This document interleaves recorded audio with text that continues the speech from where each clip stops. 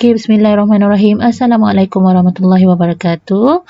Okay, saya nak berkongsi tentang penggunaan Google Classroom. Mungkin lebih kepada pengenalan asas. So, kita nak belajar cara macam mana kita nak sign in ke dalam Google Classroom. Kita nak create kelas. Kita nak invite student masuk ke dalam kelas kita. Kita nak bagi assignment pada student dan macam mana student nak hantar semula assignment tu. Okay, dan lain-lain lagi lah. Okay, so macam mana nak pergi ke Google Classroom? Kita type je Google Classroom. Okay, so macam ni, dia dah keluar kat sini, Google Classroom. Okay, so kita klik dekat sini.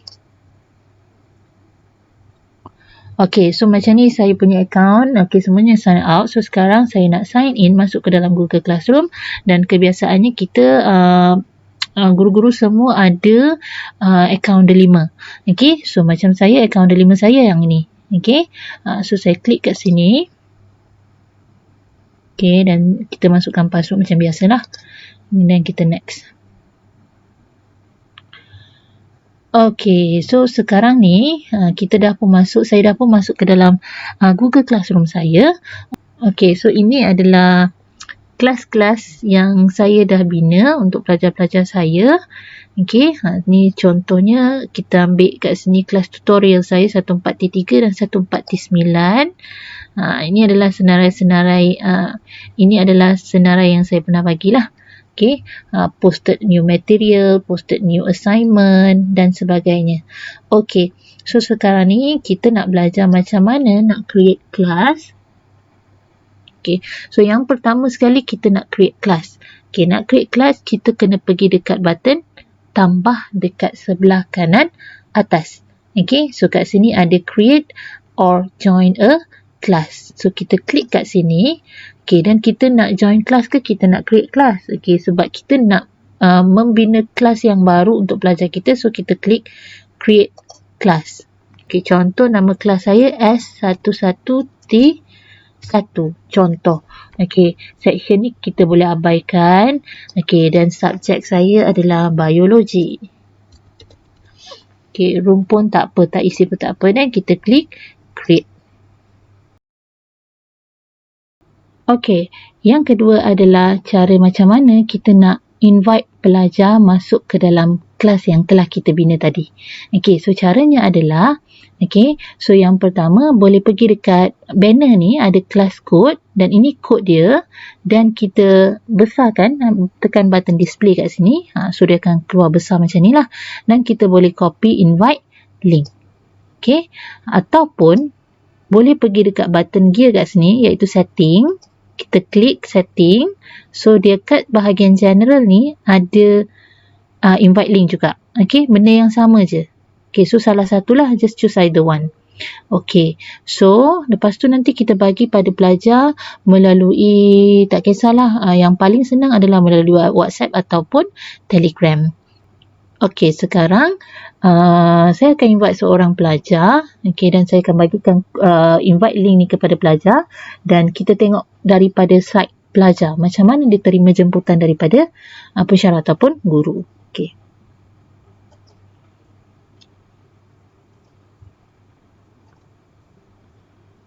Adalah ni incognito Windows ni. Okey, nak tunjuk macam mana apabila menerima jemputan daripada guru. Okey, so ini link tadi. So kita klik kat sini. Okey, so diminta sign in. So kita sign in lah account. Ni kemungkinan pelajar lah yang akan sign in. Okey, so kita masukkan email pelajar.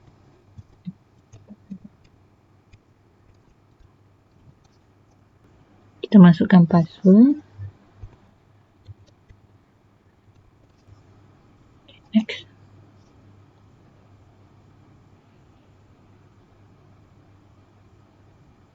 Okay, so sekarang ni jika kita tengok, okay, saya menggunakan ID pelajar ni, Nur Hidayah ni, okay, dan ini daripada site pelajar lah. So kita akan join.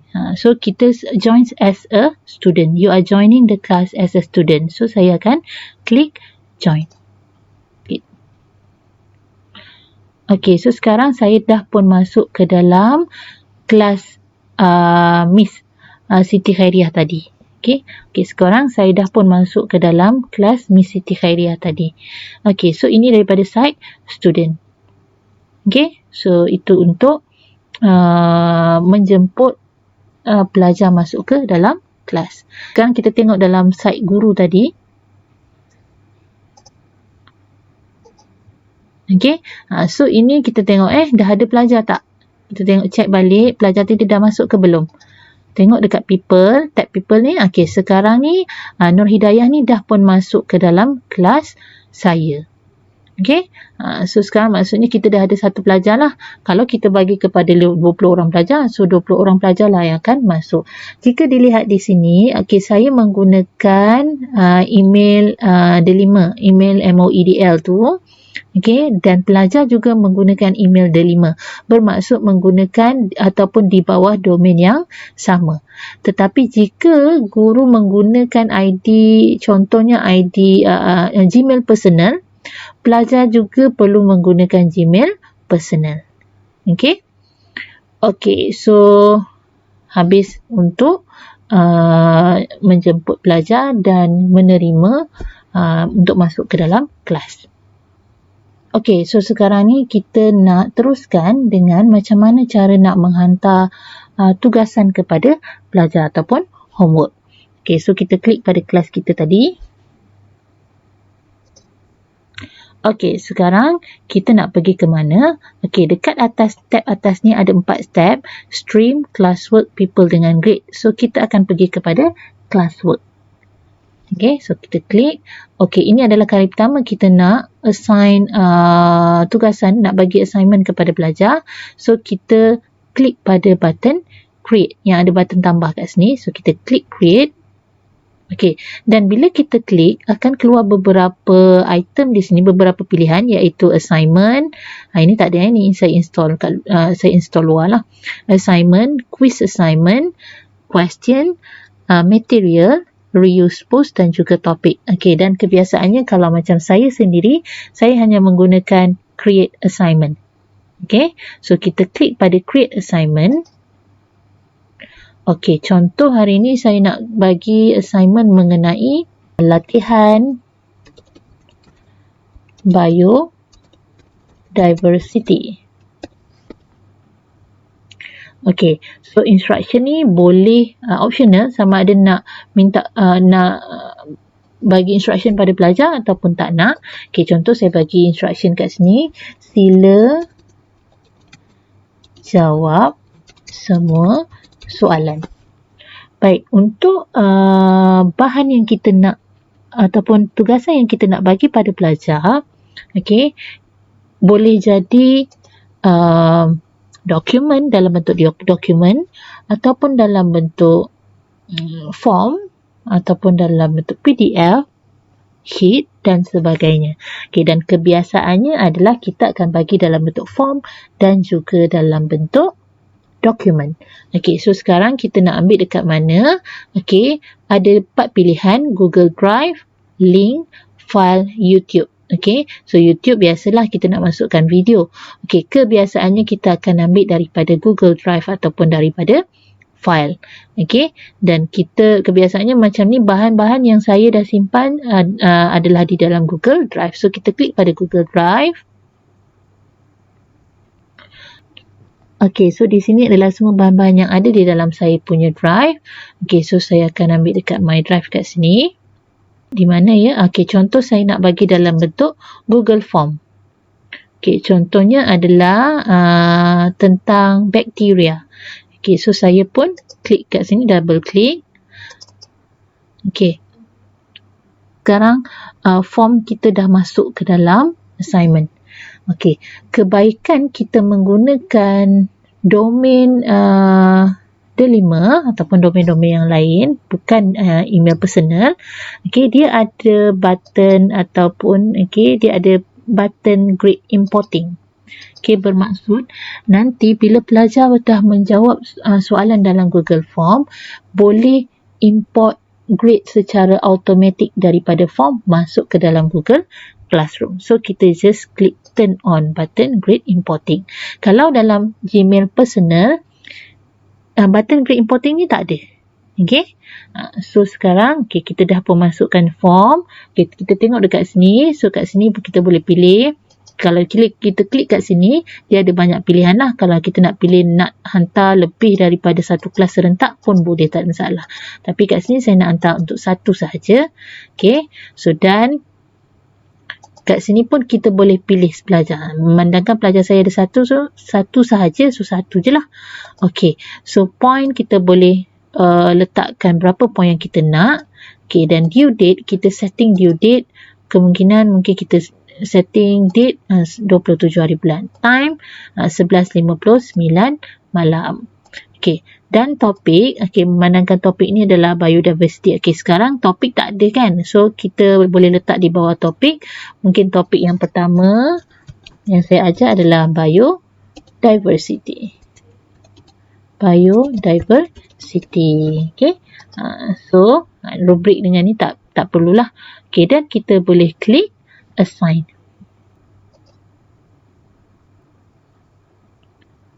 Okey, sekarang latihan ni dah pun diberi kepada pelajar. Okey, so kita nak tengok daripada side pelajar, macam mana pelajar menerima latihan ni. Okey. Okey, sekarang di side pelajar, jika kita lihat ada dah announcement kat sini, memang automatically once cikgu kita ataupun guru kita bagi assignment, okey, akan ada announcement dekat sini. Siti Khairia binti Abdullah posted a new assignment, latihan biodiversity. Okay, so kita boleh klik dekat sini. Okay, so ini saya sebagai pelajar lah. Okay, dan kita pun tengok ada attachment dekat sini, iaitu domain bakteria and archaea. So saya pun masuk kat sini dan saya cuba jawab. Okay. Okay, so sekarang automatically email address ni dia dah detect. Okay, so kita terus boleh jawab. Contohlah saya jawab kita tekan yang mana ada ni. Contohlah. Okay. Okay, saya tak pilih, saya just pilih je. Okay, dan saya pilih semuanya kat sini. Okay. Okay, dan saya pun klik submit. Okay. Okay, sekarang ni dah pun dihantar. Okay, response submitted and assignment mark as done. So, kita cuba tekan dekat sini open assignment, apa yang berlaku.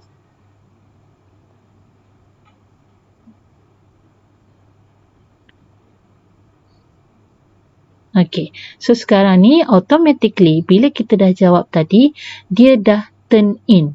So kita sebagai pelajar tak perlu lagi nak turn in.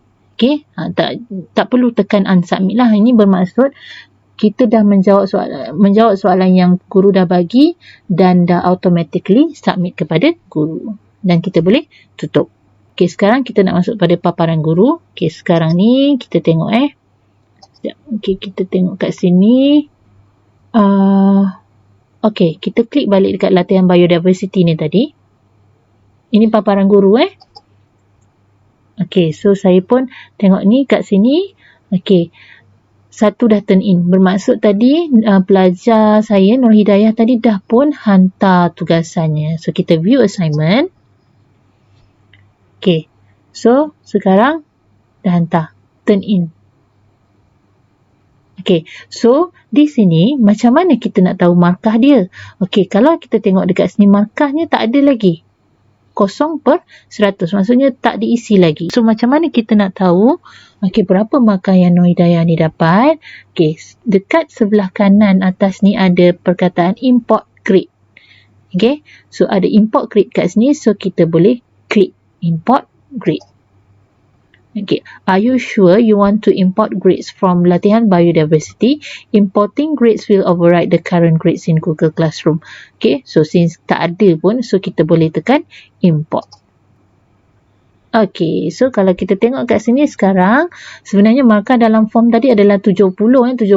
So automatically dia detect Nur Hidayah ni dapat 30/70 sahaja. Okay, 30/70 sahaja yang Nur Hidayah ni dapat. Okay, sekarang kalau kita tengok dia dalam bentuk draft. Okay, bermaksud dalam bentuk draft, bermaksud markah ni belum dihantar kepada pelajar. Okay, pelajar belum menerima markahnya. So, macam mana kita nak hantar markah ni kepada pelajar? So, kita klik dekat nama pelajar. Kalau ramai, kita just klik semualah. Okay, kita klik saja nama pelajar dan kita klik button return. Okay, bila klik button return, pelajar akan dapat tahu dia punya markah. So, kita klik return. So, sekarang, student will be notified and can check any grades you've left. Score will also be released for the student to view in form. Okay, kalau kita nak tinggalkan pesanan, boleh tinggalkan pesanan kat sini, private comment. Okay, nak bagi kata semangat ke ataupun dan sebagainya. So, kita boleh tinggalkan private comment dan kita return.